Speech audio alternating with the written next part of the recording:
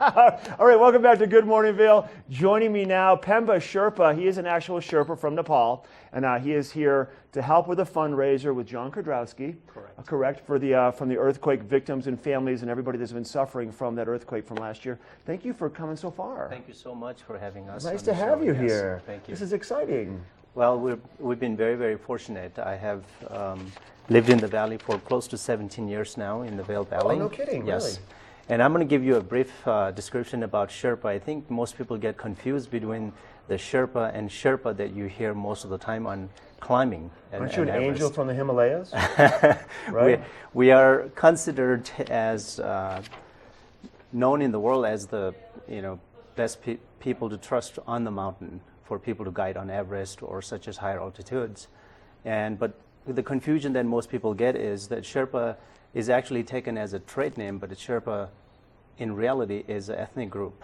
Just like a perfect example that I like to relate would be an American Indian.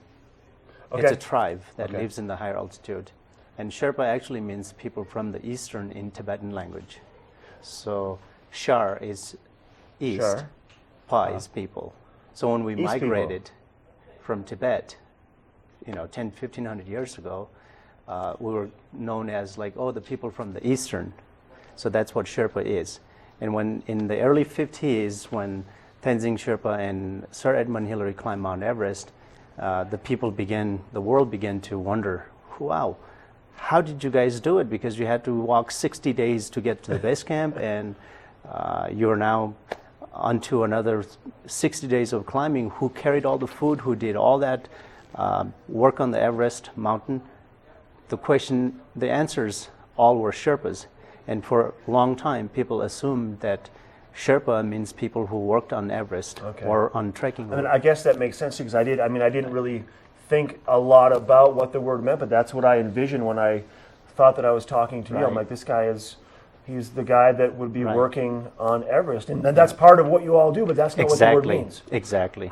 And at that time, there was no other ethnic groups that were involved in the mountaineering field beside the Sherpa ethnic people that lived in the higher elevation, and they are adapted in that altitude. So we're all obviously better at hiking because there's no vehicle. There's no such thing called vehicle once you get in the mountain.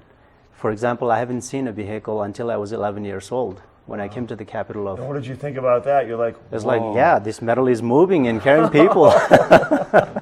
What a neat concept, right?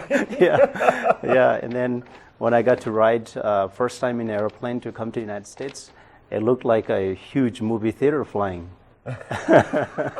So that's a lot of. But you've lived here, like you said, for 17 years. Yes. And are you here full time? I am here full time. Okay. I work as a local painting contractor. I'm sure you've seen the. I was going to say that. I saw that right here. I'm like, I've seen Sherpa that painting. vehicle around, Sherpa Yeah, painting. I totally have. That's right.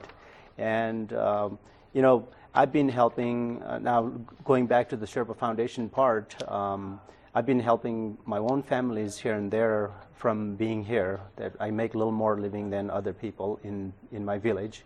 But then when the earthquake that struck in Nepal in April and May of last year with 7.8 and 7.2,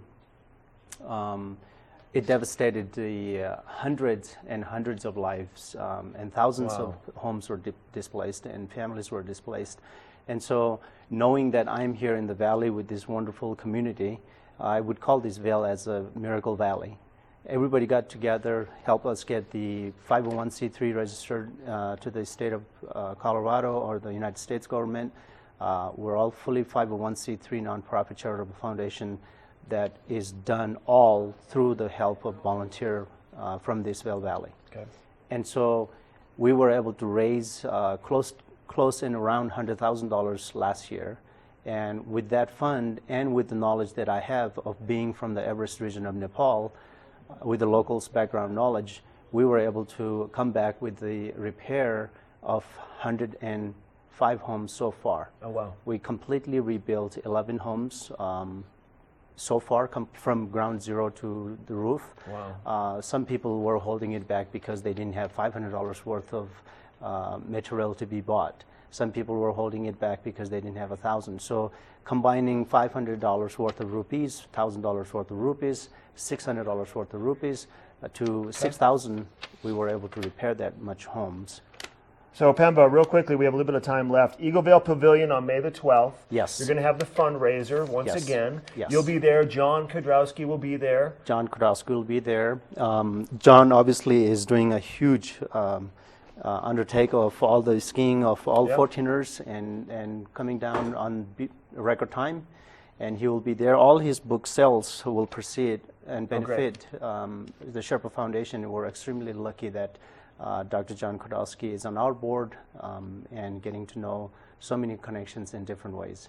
Wow, that's amazing. So, Yeah. so much nice to talk to you. I wish we could spend the whole show with you and chat some more. Thank you It's so fun to know much. that you're around here. But every time when you see that Sherpa painting vehicle, honk your horn and wave to Pemba, because he's just doing his little thing out there. But he's done a lot all over the world, and he's helping the people over in Nepal with suffering from this earthquake. So we're going to have, once again, the fundraiser Eagle Vail Pavilion on May the 12th, and we'll be right back with more Good Morning Vail.